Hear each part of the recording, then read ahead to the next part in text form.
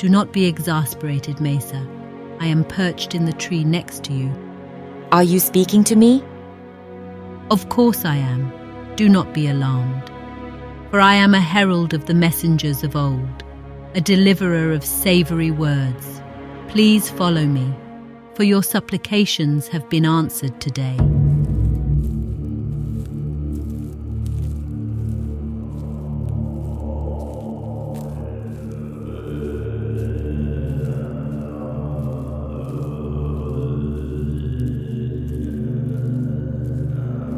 The Chronicles. In the annals of time, over 10 millennia have passed since the cataclysmic fall of Akshaya. The lions who had heeded Agrim's prophetic warning and escaped the city's doom have multiplied and flourished, though no longer united in the grand camaraderie of their forebears. Scattered and divided, the once mighty tribes now wander far from the unity they once knew in Akshaya. The Nungeda, those formidable dragons who once cast a shadow of dread across the land, have long since receded into the icy, towering peaks of Hursagam. For centuries they have remained hidden, their existence becoming a mere whisper among the newer generations of lions and beasts, who doubt their very reality. Yet unknown to all who walk the earth, Azra and his Nungeda brood lie in wait, biding their time to rise once more and seize dominion over the world. But as the Nungeda slumber, a new menace has emerged, the age of mankind. Men have erected vast cities and empires, the first among them the ancient kingdom of Sumer in the Far East. Man has subjugated the beasts of the land, his might surpassing even the dreaded Nungeda of yore. Ignorant of the once glorious reigns of the lion Lugals, mankind is consumed by the illusion of his own power and civilization. Throughout the turbulent epochs, two human empires have risen and fallen, giving way to the most ruthless of them all, Assyria, the blood-soaked realm of the East. These people, steeped in conflict and violence, worship the very essence of war, echoing the savage legacy of the Nungeda. According to the ancient lore of the Mudatu, the sparrow bird folk who traverse the skies recording history and delivering messages, Azra foresaw the rise of mankind. He molded clay figures upon the damp earth, naming them Kidesh, his chosen heralds and harbingers. After animating these first men, Azra withdrew to the mountains, instilling his will within their hearts. As humanity proliferated, so too did Azra's malevolent influence. Over time, the true knowledge of the originator, the sole creator, faded from human memory, supplanted by fanciful myths. Various races of mankind venerated Azra as the progenitor of all life under myriad names: Lotan, Zahak, Lenaean Hydra, Aido, Jormungandr, and Tiamat. These legends spoke of Azra crafting the sea and earth from primordial chaos, birthing gods and all known life. Azra's insidious plan festered, mirrored in mankind's bloodlust. Though these tales are largely dismissed as myth, the evil of Azra continues to mislead the weak-hearted. The lions, aware of man's nature, have retreated from his burgeoning kingdoms. Yet not all are spared. Man's insatiable thirst for blood and spectacle has birthed deadly sports, pitting beast against man for entertainment. Lions, revered for their legendary courage, are hunted for status and sport. Thus, the hunters have become the hunted. The ancient prophecy of the Nuru, a divine gift to the world, has waned in credibility among the newer generations of lions. Seen as an archaic myth, it once gave purpose to their ancestors in the wake of the Lugal's demise. In this middle age of lions, their society has transformed significantly. The once richly dappled coats have given way to tawny golden hues, a genetic adaptation for camouflage in the drying grasslands. Their language, too, has evolved into a simpler form, a far cry from the eloquence of their ancestors. The descendants of those who fled Akshaya once revered Agrim's laws, but later generations have allowed these edicts to wane in their hearts. The laws now vary by tribe, many of which seek to remain hidden from the ever-expanding human presence. A new tradition has emerged.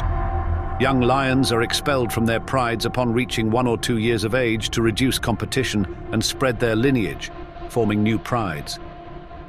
Unlike the modern age, this middle age sees large numbers of males coexisting with females within tribes for mutual protection. Some prides swell to over 100 individuals during times of abundance. Yet this era is also marked by bloodshed. Infanticide, reminiscent of Lugal Kusagra's grim decree, has become a grim practice among some radical prides. When a lion and his warriors conquer new territory, they slaughter the elders and warriors of the vanquished tribe and mercilessly kill their cubs. This is done in a perverted hope of siring the prophesied Dayin, the chosen seed, amidst brotherly blood feuds. Thus the chronicles of the lions unfold, a tapestry of ancient glories and modern tribulations, woven with threads of valor, division, and the enduring shadow of Azra.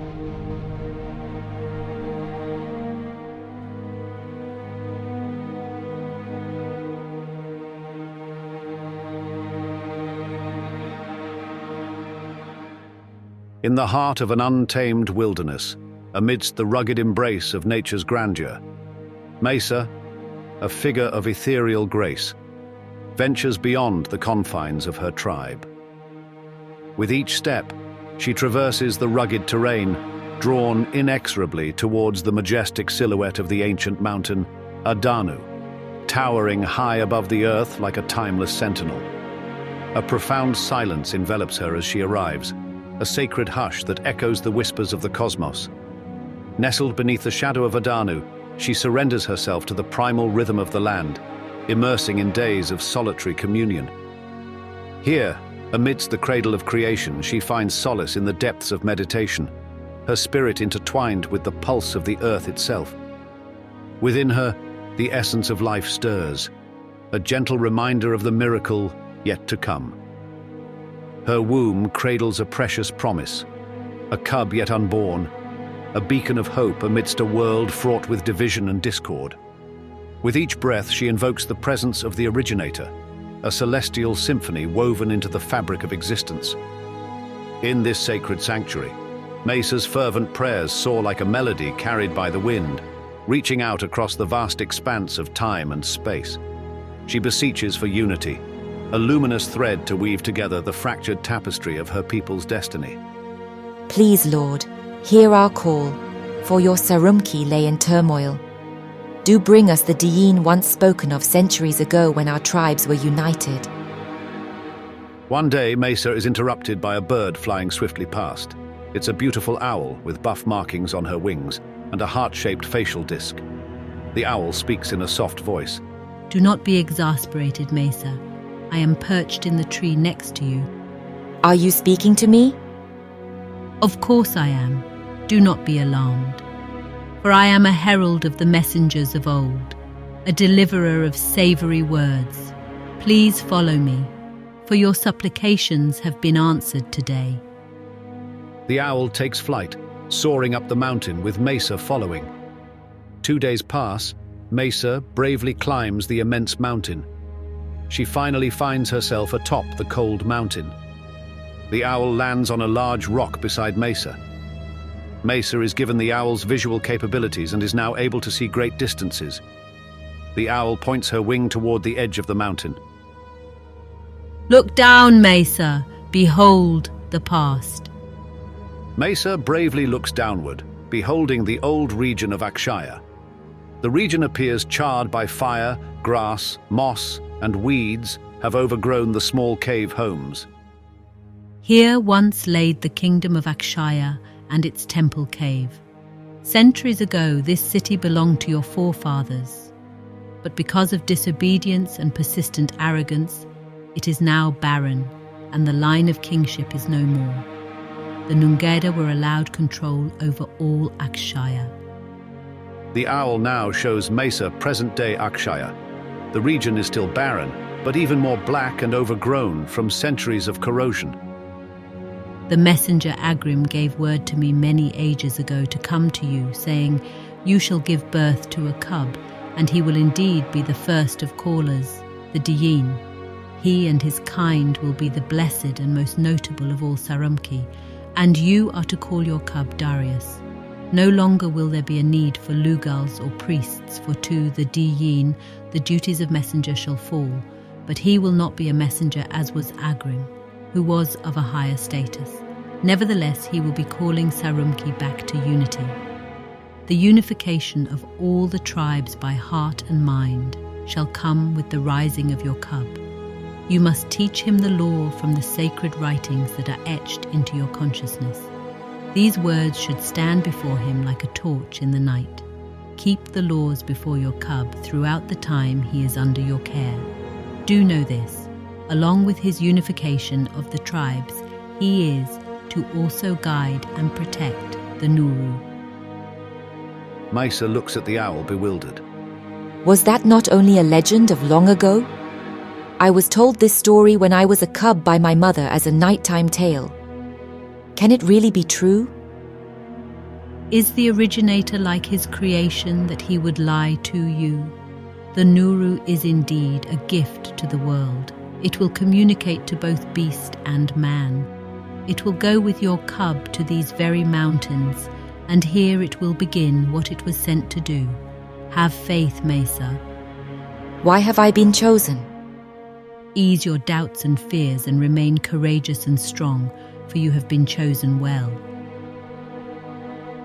Mesa momentarily pauses and glances down at the region of Akshaya once more.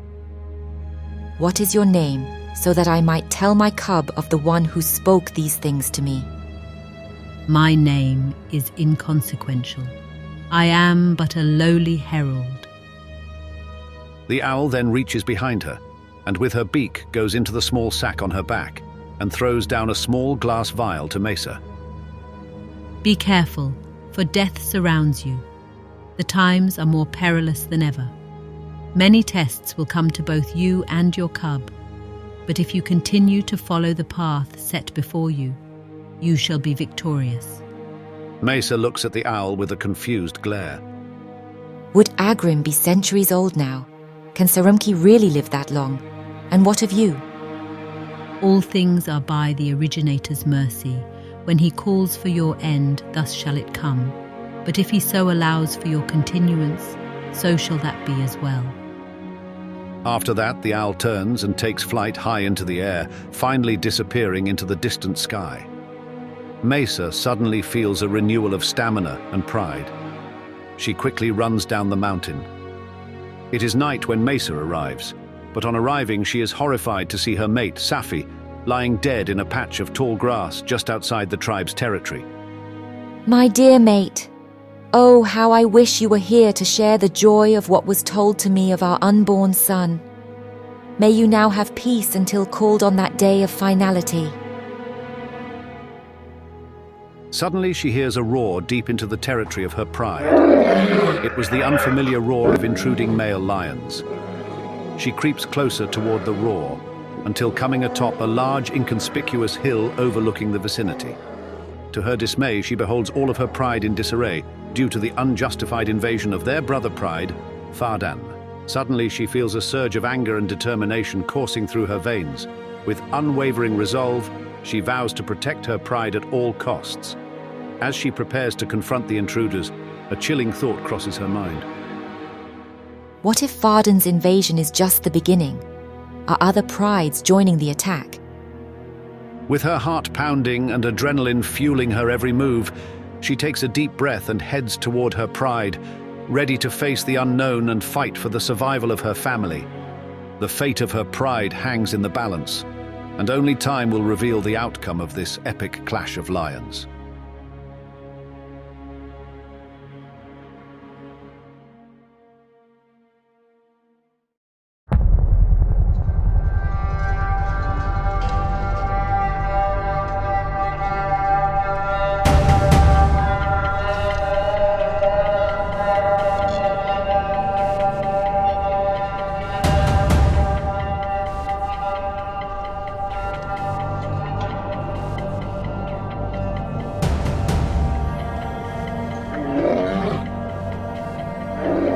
Only in this way shall we bring back the age of the Lugals, by purging the weak, fortifying the strong, and uniting all the tribes under one banner of Lugal rule.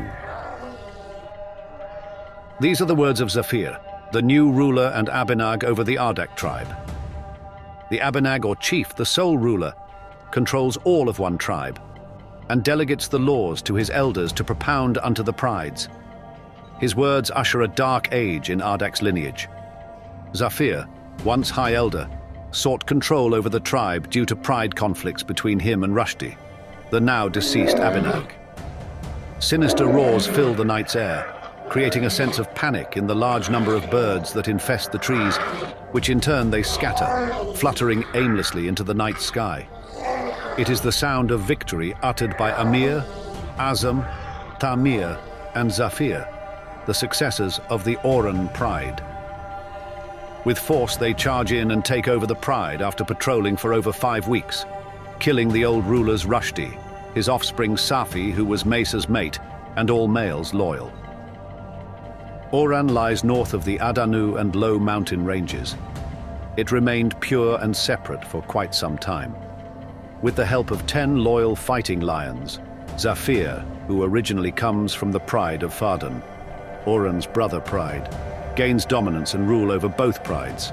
Although his conquest is not yet complete, he will soon venture to gain power over Ardak's other prides, but his goal is to eventually rule all lion tribes. The massacre is horrendous. With fangs and claws, they wrench their way through the pride, sparing no resister. The lion force under Zafir is led by his 3 sons. Their desire to bring back the age of the monarchy is in direct conflict with the original words spoken by Agrim centuries ago. Amir is the oldest and most handsome of the 3, an insurmountable support to his father. Tamir is akin to lust, always driven by his desires. Azam, the rugged military thinker, is merciless and malicious. Together they assist Zafir in his quest for power. Fear seizes the pride, for Zafir and his pride are strong and their attacks swift. Right after the murder of both Rushdie and Safi, the males immediately close in on all the offspring of the dethroned rulers.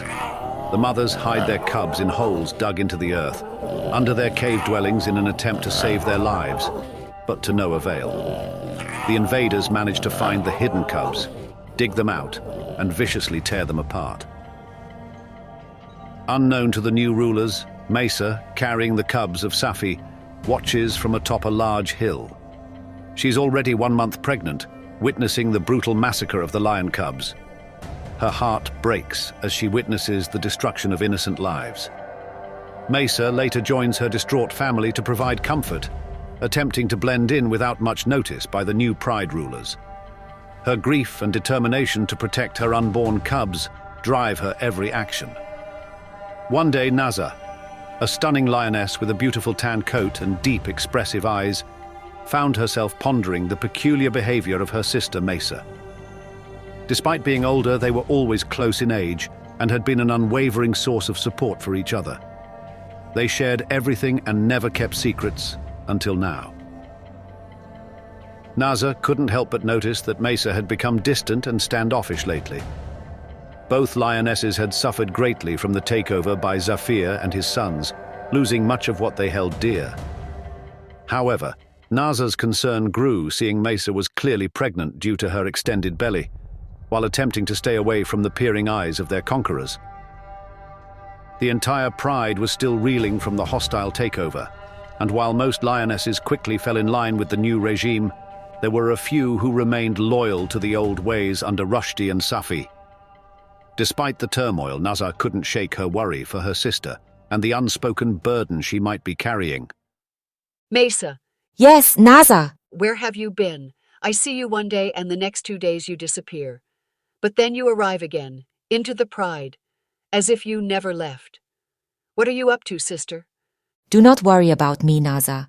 Worry about yourself and your other sisters. I see you have fell in line quickly to our new rulers. Your belly is showing. Which one of these monsters you allowed to impregnate you? My belly showing? My belly showing? Your belly is so large it looks like you are about to drop your cub right where we stand. This is why you come and go, staying out of sight. And also, what are you talking about, O Mesa? These are our new rulers. They defeated the old regime. And now we copulate. This is our way, our traditions. Whatever, Naza. Don't act as if you do not understand our customs from millennia. But I do not accept their rule. But keeping the lineage of Sarumki and Sarumkina alive is our plight. What am I to do? And, of course, I worry about you. We have always been close, and you are my sister, dearest to me. You never hide things from me. Like I said, Naza, worry about you and do not worry about me. How dare you tell me this? We have always been a rock for each other, and now you are telling me essentially to mind my own business. Yes. Are you mad? If you keep this sneaking around up, And what? What could possibly happen that haven't already happened? You will reveal my antics. Mesa, you know me better than that. I am your sister. Then, as my sister, my dear sister Naza, please trust me. You always have, so I need you to trust me. I cannot say anything now, but do know our deliverance is near. Not sure what you mean, Mesa, but do know this. You will always have my support and trust. Just be careful on how you move about, for Zafir and his sons will show no restraint. After that, the very next morning, Mesa once again leaves the Pride and journeys far into the low mountains, where she gives birth in solitude, away from the Pride. Mesa dwells for some time in the darkness of the caves, hiding and sleeping in the shadows. The caves are large and ominous, with only the sound of dripping water from its ceilings echoing throughout. For now, this is her sanctuary, her place of comfort. The floor of the cave is cold and wet. A chilling air constantly flows through the cave, causing Mesa to shiver intensely some nights, not getting any sleep at all. For 5 days, she occupies the bosom of the mountain, and unbeknownst to her, another also dwells there silently, watching her from the darkness. It was Chenda of the Nuzandi, a reptilian cousin to the ancient Nungeda. In standing length, he proves no taller than the height of a lion's thigh, but his appetite for meat is that of the largest of beasts. His appearance is much like a large lizard of sorts standing upright. There in those mountains of darkness he lived once with brothers of his kind, but now he is alone. After their cannibalistic death, he lived alone many years, surviving off the insects and small rodents and the dampness of the caves. It soon comes time for her to give birth. She goes deep into the cave, making her delivery very quiet and private, first giving birth to 3 females. Chenda can hear the faint whimpering cries of the cubs as they are born into their dark world.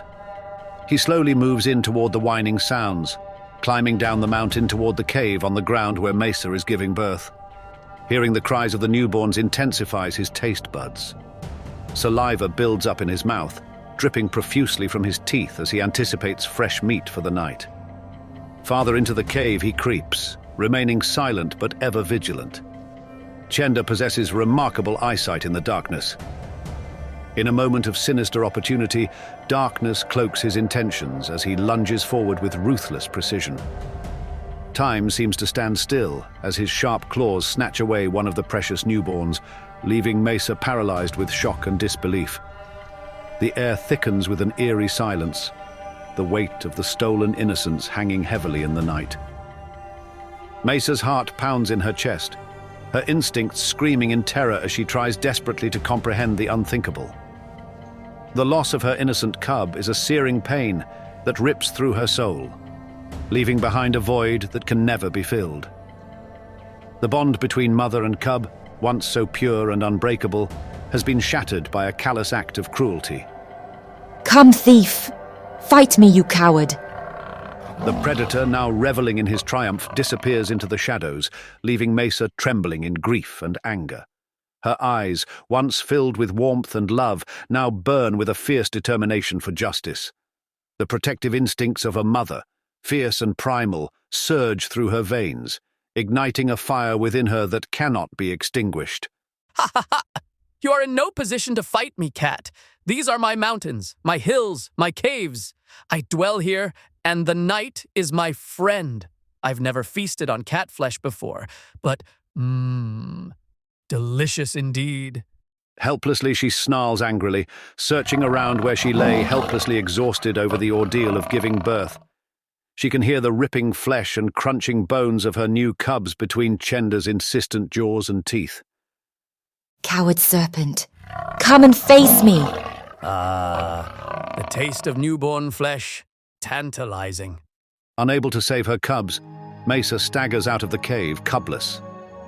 As she gets farther and farther away from the cave, Chenda's laughter eventually vanishes with every step she makes away from the cave.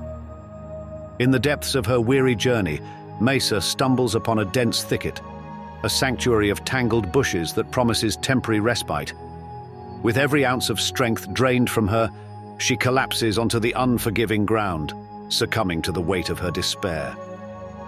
Exhaustion seeps into her bones, her body aching with the burdens she carries.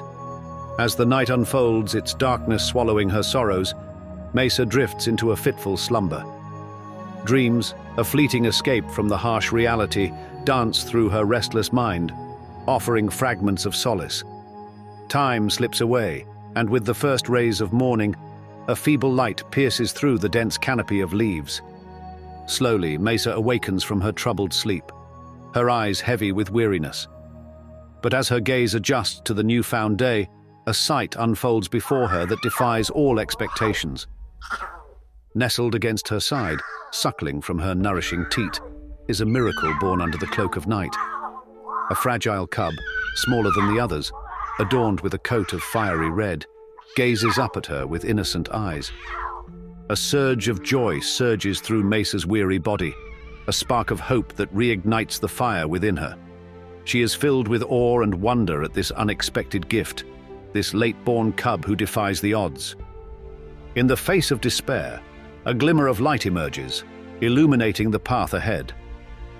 How is it that the devil could not see or smell you over the night, little one? Praise be to the originator that you were saved. I shall indeed die in your behalf, and shams will cease to shine if harm should come upon a hair upon your head. With tender affection, Mesa embraces her new arrival, cradling the precious life against her beating heart. The weight of her sorrow is momentarily lifted, replaced by a fierce determination to protect and nurture this miracle amidst the chaos of their existence. The reddish-coated cub becomes a symbol of resilience and hope, a testament to the indomitable spirit of survival. Mesa's heart sings with a melody of rejoicing, her once heavy spirit lifted by the arrival of this unexpected blessing. She envisions a future where the cub will grow strong and resilient, a beacon of strength amidst the trials that lie ahead. In this moment, amidst the thicket of bushes, Mesa finds solace and a renewed purpose. Remembering the words of the owl, she looks at her strong new cub with tender eyes. Your name shall be Darius, for you shall be wealthy with knowledge and the possessor of much good. Mesa resides there alone with Darius for 9 weeks, safe from all danger, before finally arising and heading back to her tribe. Together they will navigate the perils of this world, their bond unbreakable, their spirits intertwined. Mesa, once lost in a sea of despair, now walks with a renewed sense of purpose, guided by the flickering flame of hope that burns within her. And as they embark on this uncertain path, they carry with them the promise of a brighter tomorrow, a testament to the resilience of a mother's love.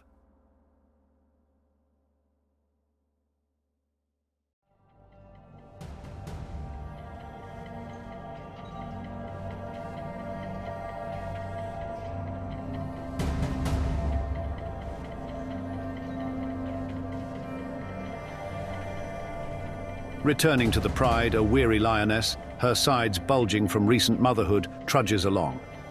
Her small cub, barely 6 weeks old, stumbles after her, his tiny legs desperate to keep pace. The presence of the cub stirs unease among the pride's males. Azam confronts his brother Thamir in the presence of their father. Tamir, Did you mate with Mesa as well? Tamir answers in his normal, nonchalant manner. How am I to remember which one I copulated with? Am I to keep a record of whom I spread seed to? Did you? Do not mock me. I could easily rip you apart. Are you not aware that she gave birth much earlier than the other Saramkina? I suspect her cubs are from either Rushdie or his fool offspring Safi. Their father, the Chief Zafir, interrupts quickly. Azam, you are not certain of this, nor am I. Will you risk the killing of our blood for your mere suspicions? As time passes, Mesa keeps a careful watch over her young cub, Darius. His growing boldness and strange appearance draw attention and suspicion from the pride's males. One day, as the lionesses prepare for a hunt, the eldest lioness, Khadija, calls Mesa aside.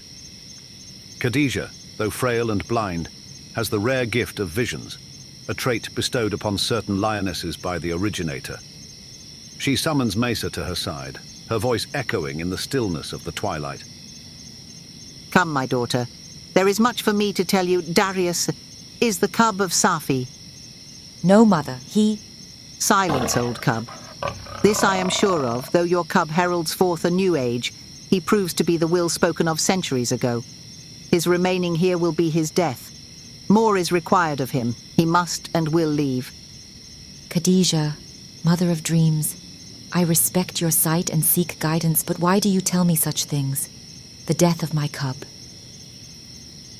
I speak this to you for the time is approaching, and insight on your part is a must. I would not keep my cub in a situation where he is subject to these tyrants, where his safety is in question. So my knowing about it and not doing anything is an unlikely point. Mesa paces nervously, torn between her love for Darius and the fear of what would happen if the other lions found out the truth. But Khadija is unyielding, her words echoing in the deep, hollow expanse of the cave. But mother, Darius made clear that he will not leave. His place is here with me for now. I know his departure is to happen, but he is far too young yet. Foolish mother cub. Darius cannot dictate his terms over the originator's plan, or over your words as his mother. It is his destiny, and only your son the issue is set with here. Seeing that it cannot be resolved amicably, it is now time for you to make moves to relocate him to safer land. Or he will be forced out, possibly even killed. Oh, mother, that is not an option now. And why is that? Suspicion would surely rise amongst the others about our actions. It's just not the right time, mother. Besides, if he is killed like you mentioned, this would only thwart the prophecy. A smirk comes across Khadija's old face, and she shakes her head and gives out a long sigh. Well, if that is not an option, you should seek the originator in prayer. His guidance is surely your only option, and was your only option from the start. If you fear him appropriately, do not let your love blind you to the importance of your task. Use your understanding, Mesa, for I know how you feel about your cub, for this is the way of Sarumkina, and I do not pretend to be any different. But he has a task to perform, and it is by the originator's will. But the thwarting of the prophecy is insanity. For Darius or your failure to obey will do nothing to the originator's plan, for his ways are above his creation and he needs not, for we are the ones that are in need of him. All that I say to you is not conjured madness, you know this to be true, for I know the owl spoke many things to you. This deceit shall be found out, he not being of the line of Zafir. If you do not plan his escape, he will be driven away and will be an outcast amongst all in the land. Be prepared, my daughter, for your cub will soon be with you no more. Spare yourself and fight not for his honor. His very being will spell doom for him and all within the tribe that link them unto him. But I fear you will not heed my words and you will fight for him, and then the merciless Azam will surely take your life as well. Refrain from foolishness, Mesa, for now a new dynasty rules over our tribe, the dynasty of Zafir. Take faith knowing that Darius's life is in the originator's hands, and his destiny has already been written. Mesa says nothing further but precariously nods her head, turns and respectively leaves Khadija's presence. All the lions in the tribe listen to the visions spoken by Khadija, and no one doubts her due to the source of such power.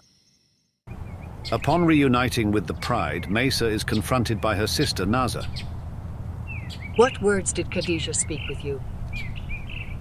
Mesa, caught off guard, deflects the question and suggests they join the hunt. Naza, however, is not easily fooled and senses her sister's unease. The sisters, along with other lionesses, journey south to a popular hunting ground. Their eldest sister, Basila, leads the expedition. Basila, a seasoned huntress, divides the group into teams. Mesa and Naza are assigned as chasers, while Basila and others lay in ambush. The lionesses spot a pair of older antelopes, or as in their language are called akalun, and Mesa signals their find. Naza raises her tail, signaling the ambushers, and the hunt begins. Mesa and Naza burst from their hiding spots, sending the herd into a frenzy. The chosen prey is driven towards the ambush, where Basila leaps out and takes it down with practiced efficiency. The hunt is successful, but the celebration is cut short as a sense of danger fills the air. Figures loom in the fog, and Basila urges the lionesses to leave. It's time to go. But Mesa protests. But the quota today for our hunting party was 2 kills. Do not question me. We will go to the... But before Basila can finish, laughter echoes through the fog. The lionesses are surrounded by a clan of hyenas, led by Nataka and her daughter Amanitek. The air thickens with tension as the hyenas close in. Nataka, leader of the hyenas, steps forward, confronting Basila. Who is the leader of this hunting party? It is I. We have no quarrel with you, Nataka. Nataka accuses the lionesses of trespassing, causing confusion among the lionesses who were assured they were hunting in safe territory. We came into your territory by error and we are leaving. But if it is a battle you wish for, then we will gladly oblige you. Basila, you are either blind or an idiot. In case you are unable to count, you are clearly outnumbered. You have crossed your boundaries, you foolish cat, but I am feeling merciful today. However, my mercy is strictly based on your answer to my request.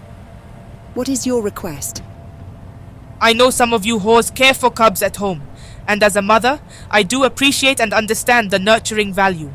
I'm quite sure you also wish to, and will, rejoin them, but only if you give us not only the Akalan carcass you have killed, but also 3 more Akalan carcasses you will kill of our choosing in our honor. Slave payment for hunting in our territory. Wrong, Nataka. This is not going to happen. We are not your slaves. Then so be it. If you are so eager to die, we will be glad to oblige you. Many think of the Sarumki and Sarumkina as noble rulers of the land, when you merely come into others' territories, hunting our food and scavenge off of our kills. All of a sudden, a loud roar emanates throughout. All present look toward the echoing sound and witness 3 imposing male lions swiftly charging toward them. It is Amir, Azam, and Thamir. Azam eagerly runs past his brothers and jumps in between Nataka and Basila. He comes face to face with Nataka, staring down at her. Despite his strength and ability to dismantle her with one swipe of his pow, Nataka boldly stares him back in the ears, with her sisters rallying around her for support. What do we have to do with you and your clan, Nataka? If it isn't Azam, the so-called elephant slayer, we have a problem. Your whores have ventured into our territory to hunt game. This will not be tolerated. Basila and her hunting party journeyed here in error. We will leave, but if you wish to fight, then I and my brothers will be happy to oblige you. Nataka cautiously backs away from the seditious Azam. Deep down, Nataka knows that the fearless Azam will gladly give his life and the lives of his pride against them, if need be, without a second thought. In an effort to alleviate any further altercations with the lions, Nataka slowly backs away and calls out in a loud voice, signaling for her sisters to follow her. Today, Cat, you are spared, but do know that our mercy is not long-suffering. We will not be so willing to overlook your misguided judgments in the future, and will come with even greater numbers. Nataka and her sisters turn and leave the lions. but they keep a close eye on the lion's departure from their territory unseen. After the hyena's departure, Amir rushes over to Basila, who herself is ashamed and bows low to the earth in submission. Amir reprimands her by biting the skin atop of her neck. You know well the law. These are not our hunting lands, and your venturing here could have cost the lives of your hunting party.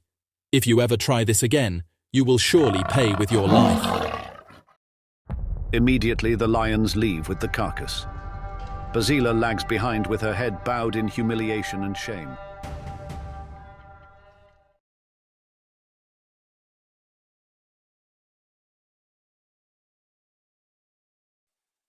Hasten to return for our forthcoming episode, unveiled weekly, here at Legends of the Savant. We implore you to lend your support by subscribing and liking our channel. Engage freely in the discourse below, for what we cherish most is thoughtful discussion untainted by drama. Your comments are most welcome.